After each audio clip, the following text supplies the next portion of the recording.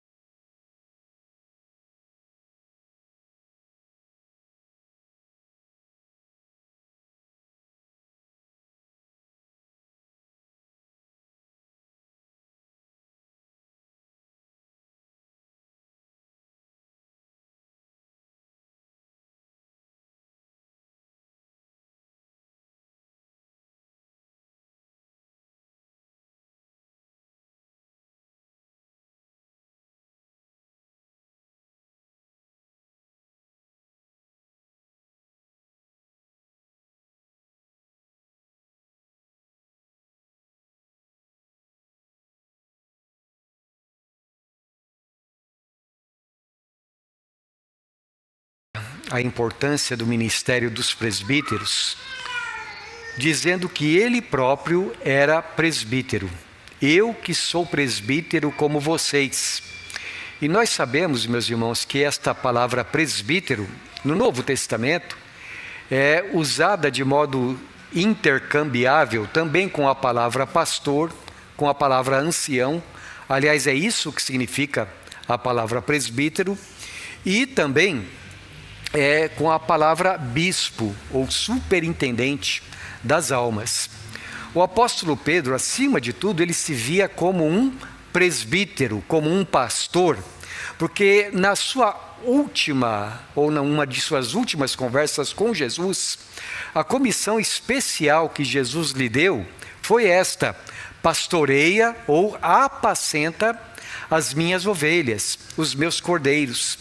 E isso é algo que nunca saiu naturalmente do apóstolo Pedro. O fato de que, embora Pedro, no começo, tenha às vezes falhado de um modo tão feio, chegando a ponto até mesmo de, em certa ocasião, negar ao Senhor Jesus Cristo, ele amorosamente foi corrigido e foi comissionado para ministrar a palavra de Deus. Depois da ressurreição, então o Senhor Jesus se manifestou a ele especialmente dizendo: seja um pastor do meu rebanho.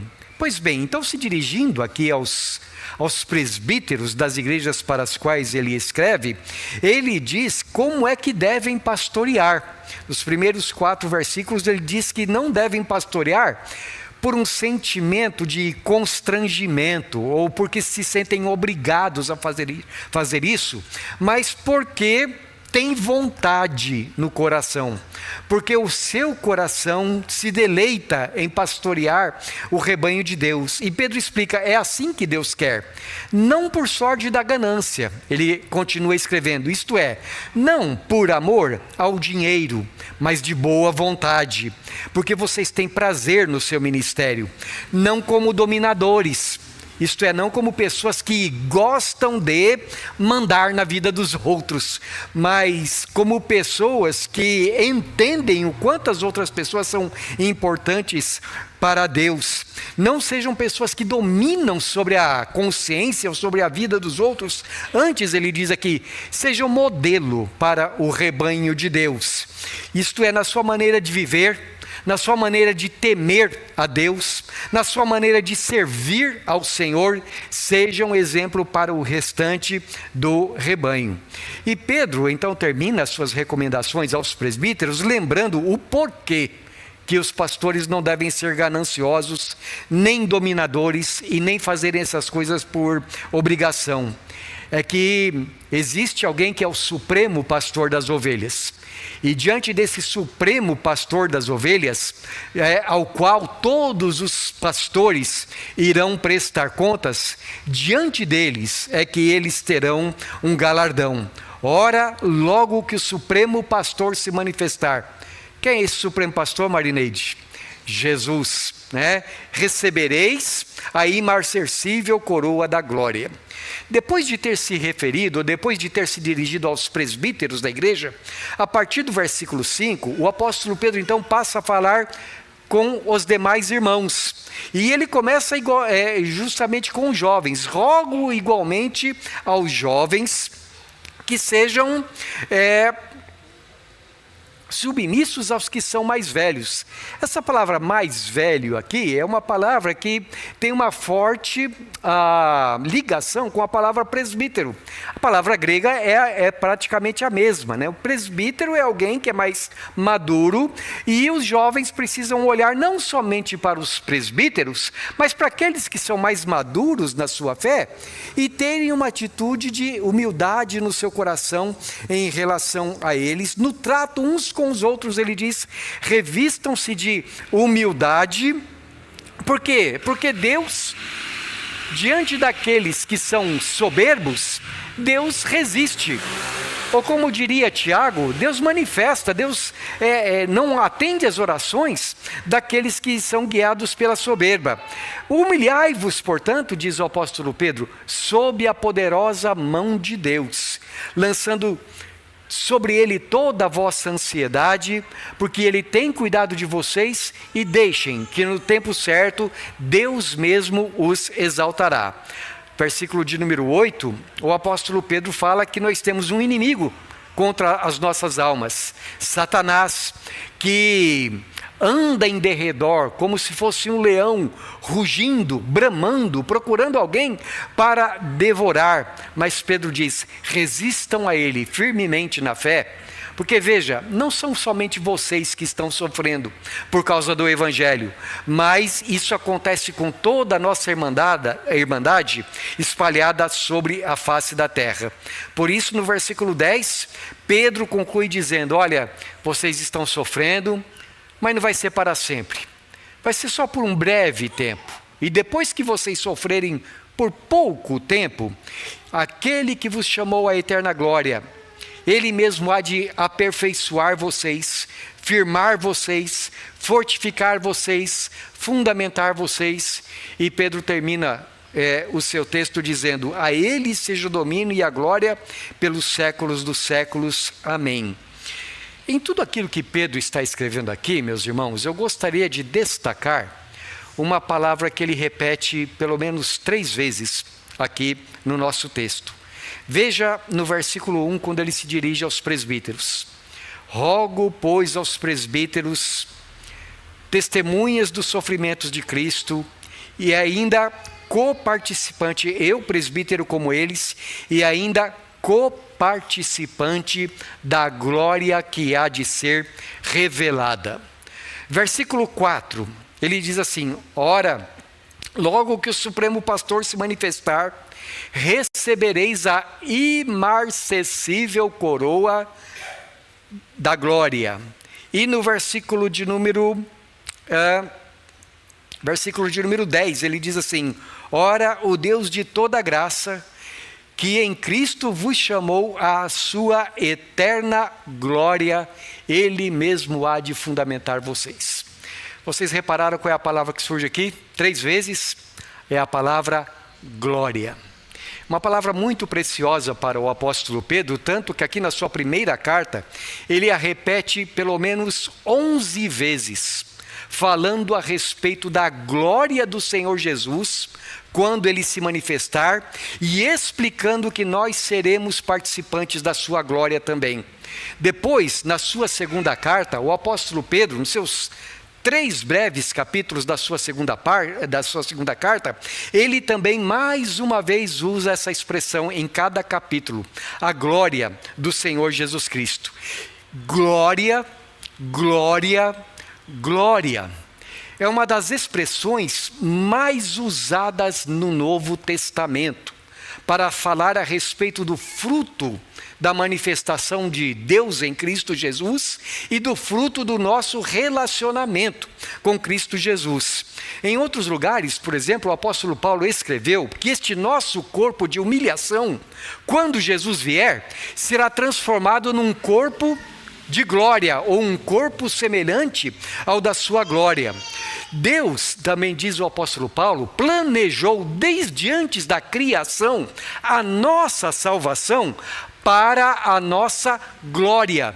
E também na segunda carta aos Coríntios, capítulo 3, Paulo acrescenta que, enquanto estamos neste mundo, nós vamos sendo transformados pelo Espírito Santo de glória em glória, para que nós aprendamos a ser como Jesus é, e finalmente o nosso caráter será aperfeiçoado quando Jesus vier em sua glória. Nós fomos, diz o apóstolo Paulo, destinados a ser semelhantes ao Senhor Jesus, e nisso reside a nossa glória. Veja, o Senhor Jesus, falando a respeito da sua vinda, ele diz algumas coisas maravilhosas que acontecerão, mas uma delas, ele diz assim: e acontecerá que eu vou separar, que serão separadas as pessoas umas das outras, como um pastor que separa os bodes das suas ovelhas.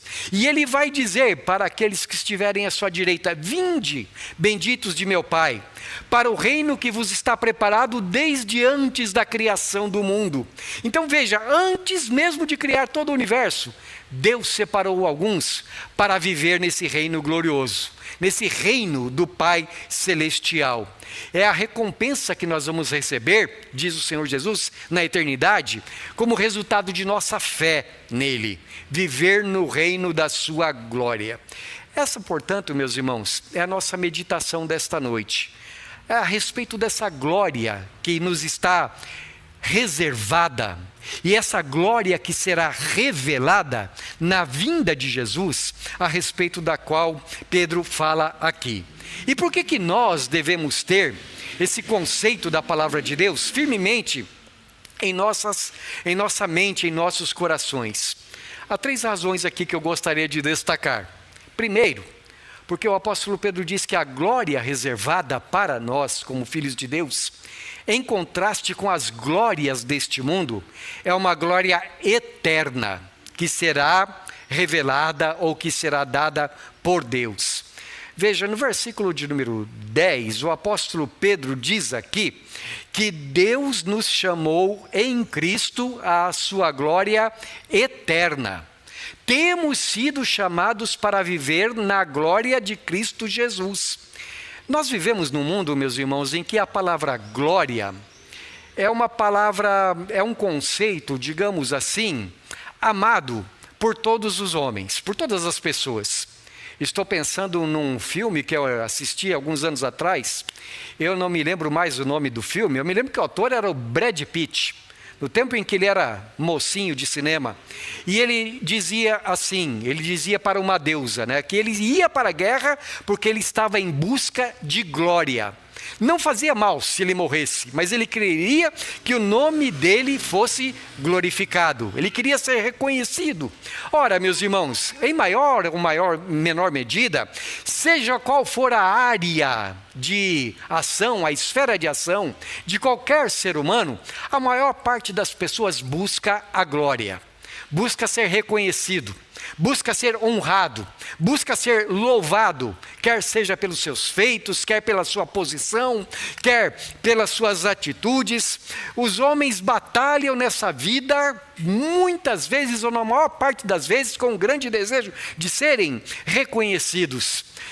Algumas igrejas até fazem propaganda: venha para a nossa igreja porque você será um vencedor, você vai ser cabeça e não cauda, né? Você estará sempre na frente, você sobressairá sobre os demais. Então ali tem um homem que quer ser um vencedor no campo dos negócios, outro ali que quer ser reconhecido na área acadêmica, da intelectualidade, quer ser tido como uma pessoa de grande sabedoria, outro está lutando ali para ser um campeão de karatê, ele quer uma medalha de ouro, outro ali quer ser reconhecido por ser um conquistador do sexo oposto, outro quer ser um escritor, outro quer ser um vitorioso como administrador, mesmo dentro de pequenas comunidades. Já viu aquele ditado, tem muito chefe para pouco índio? E quando é que a gente fala isso? É quando num grupo pequeno, muita gente quer ocupar lugar de liderança, de posição. Na classe dos estudantes, no meu tempo tinha aquela expressão, o primeiro da classe. Era o menino que tirava as melhores notas, é o que queria ser o presidente da classe. Às vezes, alguém até era conhecido por ser o mais briguento, o mais valentão, o maior boca suja da classe, não é? Mas o que interessava era estar ali, no topo, acima dos demais. Entre a comunidade acadêmica, a mesma coisa, o desejo de reconhecimento intelectual em qualquer lugar, meus irmãos. Às vezes, até nas igrejas. É por isso que Pedro diz aqui que nós não devemos ser daquele tipo de pessoa que compete com outro para ver quem é que manda mais, quem é que domina sobre os demais. Antes ele diz, alguém que, por causa do seu exemplo, faz com que as pessoas sigam ao Senhor Jesus Cristo. Então, seja qual for a esfera de ação em que as pessoas estejam, trabalham, suam, se esforçam, se esmeram, para ser um melhor do que os outros, o campeão, buscam a sua própria glória. Mas, meus irmãos, o Espírito de Deus diz que esse não é um espírito condizente com aqueles que foram chamados para seguir o Senhor Jesus Cristo. Ao contrário, eu gostaria de ler com vocês palavras de Jesus em João capítulo 5, versículos 43 e 44.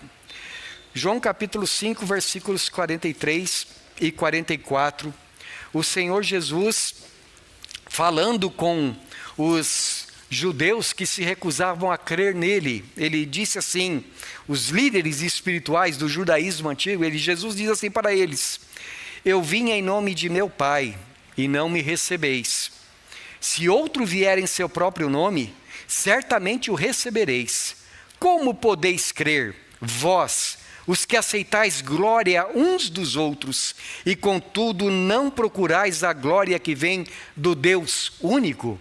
Veja, o Senhor Jesus aqui, a maneira como ele coloca, digamos assim, o dedo na ferida, mostrando qual era o problema daqueles homens. Por que eles não conseguiam crer em Jesus Cristo? Porque eles não estavam interessados na glória de Deus. Eles estavam interessados em receber a glória uns dos outros, em mostrarem uns para os outros quem era o melhor. Eram aquelas pessoas que, como disse o Senhor Jesus em Mateus capítulo 5, amavam os primeiros lugares nas sinagogas. Não é pecado ficar aqui na frente não, viu? Né? Mas que amavam o primeiro lugar nas sinagogas para serem vistos pelos demais, para serem proeminentes, gostavam de orar em praça pública para que outros olhassem, os vissem orando e os aplaudissem, gostavam de ofertar, de dar esmolas e tocavam uma trombeta para que todo mundo ficasse sabendo disso. E Jesus diz assim: então como é que vocês conseguiriam crer em mim, se vocês estão buscando a glória que vem dos homens? Ora, Jesus nos chamou para a glória dele, Mas qual foi a glória de Jesus? Logo depois que ele disse essas coisas, a cruz. Somente depois da cruz, Jesus subiu para o céu, para a glória. E ele nos tem chamado para ser seus seguidores. No capítulo 6, que nós lemos no começo do nosso culto, versículos 28 e 29, o Senhor Jesus está respondendo a esse mesmo tipo de gente. E essas pessoas perguntam assim para ele: o que nós vamos fazer para fazer as obras de Deus? Você não acha que é muita petulância de um ser humano dizer assim: eu quero fazer a obra de Deus, e perguntar: o que eu devo fazer? Mas Jesus responde: a obra de Deus é esta, que vocês creiam naquele que ele enviou. Isto é, quando Deus faz a obra, Deus faz de você um crente. Deus faz de você uma pessoa que simplesmente tem fé no seu Filho. É a obra de Deus acontecendo no seu coração. E o resultado prático disso, se você observar, é que só fazemos a obra de Deus na medida em que Ele nos concede isso. O que é orar, por exemplo? É chegar-se a Deus em nome de Jesus, crendo no nome de Jesus. Porque eu de mim mesmo não sou nada. É pregar a palavra de Deus, mas crendo no poder da palavra de Deus. E não na minha eloquência, porque eu de mim mesmo não sou nada. É qualquer coisa que eu fizer, saber que eu faço, não porque de alguma maneira eu sou melhor que alguém, eu sou mais capacitado que alguém, porque tudo que eu sou, tudo que eu faço, é pela graça de Deus. Então, glória seja dada a Ele, hoje e eternamente. Primeiro lugar, então, meus irmãos, o que é esse tipo de glória do qual o apóstolo Pedro está falando? É depender do Senhor Jesus, e é saber que a minha glória é uma glória lá para a eternidade. Não é uma glória que eu estou buscando para o aqui e o agora. Se eu não buscar a glória de Deus, diz a palavra do Senhor, eu serei apenas uma pessoa religiosa e carnal, como os antigos fariseus, que não estarão falando nada diferente do resto do mundo. Segunda coisa que eu gostaria de destacar, o apóstolo Pedro também diz que nós devemos ser motivados para pensar nesta glória, porque em contraste com a glória deste mundo, a glória que há de ser revelada é eterna. Versículo 4 do nosso texto de 1 Pedro, capítulo 5, o apóstolo Pedro usa uma expressão que ele aprecia bastante também, quando ele diz assim: quando o nosso Supremo Pastor se manifestar, recebereis a imarcessível coroa de glória. Eu tenho uma dificuldade de falar essa palavra. Imarcessível quer dizer não murcha, não é? E por que o apóstolo Pedro diz que a coroa de glória não murcha? Porque que pela segunda vez, pelo menos aqui na sua carta, ele usa essa palavra para falar a respeito da nossa salvação eterna. Nos dias em que Pedro escreveu, era muito comum, todo mundo antigo naquela época conhecia o que era uma coroa de louros. Então os atletas corriam lá nos estádios, faziam as suas maratonas, e no final da corrida, o atleta que chegasse em primeiro lugar, ele ganharia uma coroa, mas uma coroa de louros. Você já viu isso em desenhos, você já viu isso em filmes, e sabe o que acontecia com aquela coroa de louros? Alguns dias depois, talvez algumas horas depois, aquela coroa já estaria murcha. E aquele nome, o nome do atleta que ganhou a coroa, logo ele já seria esquecido. No máximo, a sua glória ou a sua fama duraria até a próxima competição olímpica. E depois viria outro campeão, e o primeiro campeão já teria sido esquecido. Eu acho que é daí que vem aquela expressão: fulano de tal teve os seus 15 minutos de glória. Não é? Porque assim, a glória desse mundo é uma coisa que passa rapidamente. Tudo é fugaz, tudo é passageiro, tudo tende a não durar. Tudo que é desse mundo, diz o Senhor Jesus, vai acabar. Reconhecimento, bens, posição, nada neste mundo é eterno. E se nós não entendemos que a nossa glória não está nas coisas terrenas, então nós vamos viver correndo atrás das coisas deste mundo, e não atrás das coisas que são eternas.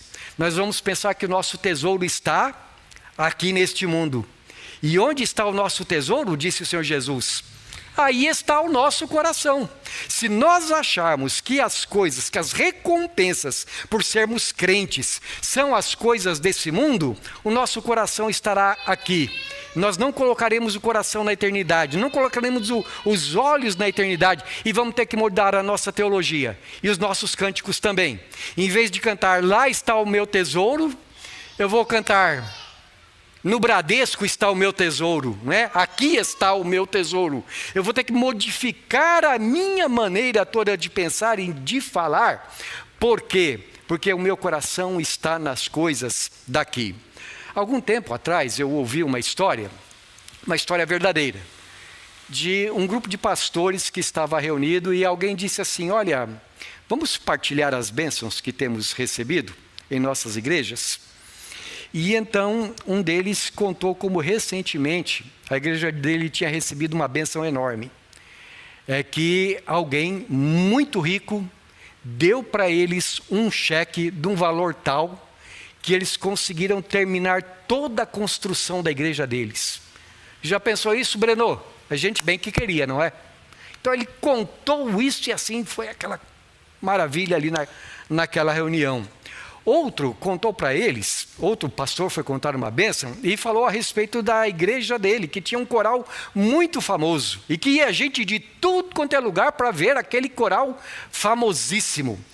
Era um antes e um depois daquele coral, tão bonito que era aquele coral. Um terceiro falou a respeito do grupo de jovens da sua igreja, que havia acabado de gravar um CD e que então esse grupo ia, como se diz, bombar, não é? Por causa do CD que havia gravado. E havia lá um pastor que começou a dizer mais ou menos assim: olha, eu dou graças a Deus porque eu sou pastor de uma igreja bíblica. Não que as outras não fossem. Mas aí alguém perguntou para ele: mas o que quer dizer isso? Eu falei assim: olha, eu estou numa igreja cheia de pecadores que anelam pela salvação e que todo dia estão lá confessando seus pecados e pedindo misericórdia a Deus. Não é que é errado ter CD, né? Não é que seja errado ter um coral, não é que é errado ter dinheiro, mas meus irmãos, vocês entenderam o que eu quero dizer? As coisas deste mundo, sabe o que vai acontecer com esse templo aqui, que nós, se Deus quiser, vamos terminar ele e deixar ele muito bonito, mas sabe o que vai acontecer quando Jesus vier? Não ficará pedra sobre pedra. O que vai ficar na eternidade? O apóstolo Paulo disse: olha, cada um veja como edifica a igreja de Deus. Se alguém edifica com ouro, no dia da provação, no dia em que Jesus voltar, a obra desse tal vai permanecer. Mas se edificar com palha, com madeira, com pedras, aquele dia o fogo vai revelar também. A gente, meus irmãos, um dia nós vamos comparecer perante o Senhor Jesus. E aquilo que nós tivermos feito, o apóstolo Paulo diz assim: olha, vai ter gente que vai ser como que salvo pelo fogo. Só vai entrar no céu porque Deus é muito gracioso, mas a obra de cada um vai ser provada pelo fogo. Então nós precisamos encarar esse fato. Existem aquelas coisas que são aqui desse mundo e que passam, e existe aquilo que vai permanecer para sempre. Qual era a glória do apóstolo Paulo? Por favor, abram em 1 Tessalonicenses capítulo 2, versículos 19 e 20. 1 Tessalonicenses 2, 19 e 20, o apóstolo Paulo escreveu assim: pois quem é a nossa esperança, ou alegria, ou coroa em que exultamos na presença de nosso Senhor Jesus em sua vinda? Não sois vós? Sim, vós realmente sois a nossa glória e a nossa alegria. Aqui Paulo coloca a glória dele nas coisas certas, nas almas, nas vidas que ele tinha ganhado para o Senhor Jesus Cristo. Terceiro destaque que eu gostaria de dar, meus irmãos, em 1 Pedro capítulo 5. O apóstolo Pedro nos diz que a terceira razão para nós meditarmos na glória de Deus, na glória à qual nós estamos destinados, é que ela ainda não se manifestou, mas ela vai se revelar. Versículo de número 1, Pedro diz assim: eu que sou presbítero como eles, testemunha dos sofrimentos de Cristo e ainda coparticipante da glória que há de ser revelada. Essa palavra coparticipante é uma palavra muito forte. Eu faço parte, eu tenho parte.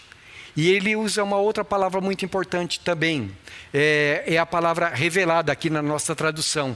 A palavra grega é a palavra, eu escrevi aqui, apocaliptestai. Da onde vem a nossa palavra?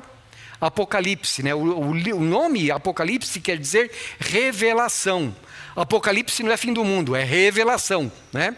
E aqui então Pedro usa essa palavra para falar a respeito da glória que vai se revelar ainda. Isto é, a glória da qual nós fazemos parte ainda não está patente aos olhos humanos. Quando você pensa no Apocalipse, por exemplo, Apocalipse é o livro da revelação de Jesus Cristo. É o livro que fala que aquele mesmo homem que nasceu da Virgem Maria, morreu, ressuscitou ao terceiro dia, subiu ao céu e lá está governando o universo inteiro à direita de Deus Pai. Mas Jesus não é conhecido pelo mundo. A glória de Jesus não foi revelada ainda. Ela há de ser. E diz Apocalipse que quando Jesus vier, os reinos deste mundo se tornarão do Senhor e do seu Cristo. Ora, meus irmãos, quando essa glória se manifestar, nós vamos fazer parte dela.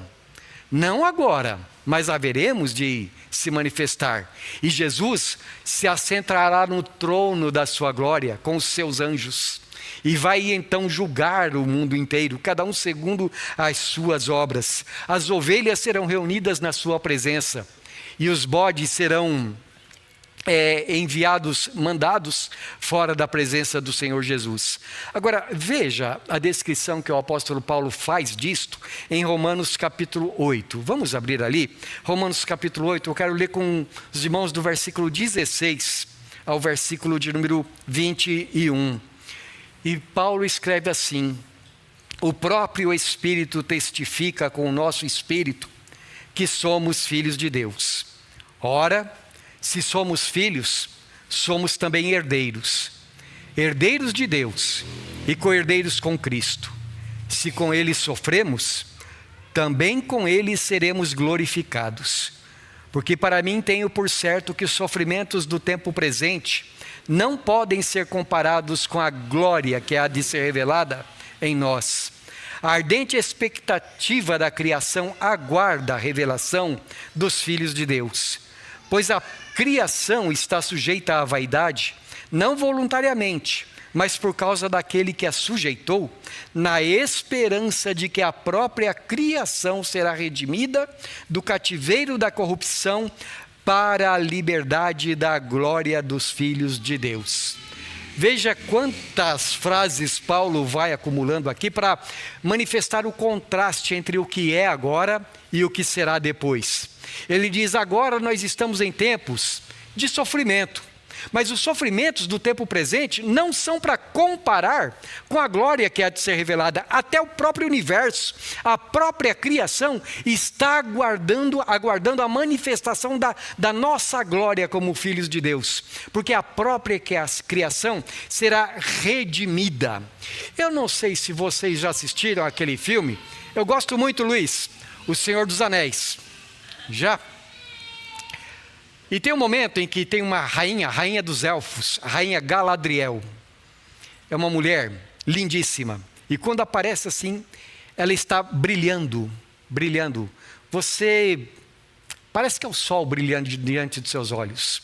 Não sei se você já assistiu, eu estou falando isso só para ilustrar. Sabe aquela beleza da Galadriel? Não dá nem para comparar, mas não é nem isso. Com a glória dos filhos de Deus, quando o Senhor Jesus voltar. Se você quer algo parecido com isso, leia O Grande Abismo ou O Grande Divórcio, de C.S. Lewis, que fala a respeito da glória dos filhos de Deus no céu. Mas entenda uma coisa, irmão, enquanto você está aqui nesse mundo, a sua glória como filho de Deus ainda não foi revelada. Estou pensando numa história verdadeira que eu ouvi alguns anos atrás, que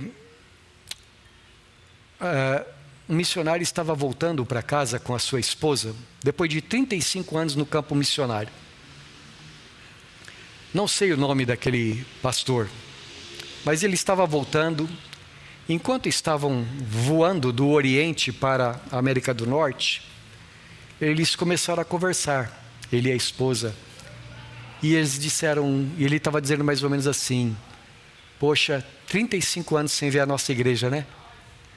Acho que vai ter uma festa quando a gente chegar lá. A igreja sempre fazia festa, né? Quando chegava, devem ir nos receber no aeroporto. E então, quando o avião pousou no aeroporto, que ele olhou para fora, ele viu uma banda.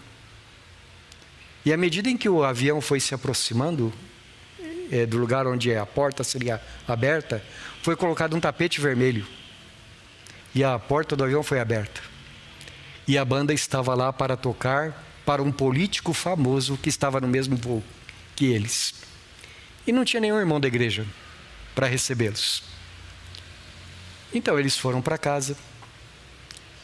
E a contrariedade estava visível no rosto daquele homem. Porque ele queria, pelo menos, rever os seus irmãos que haviam enviado ele para o campo missionário.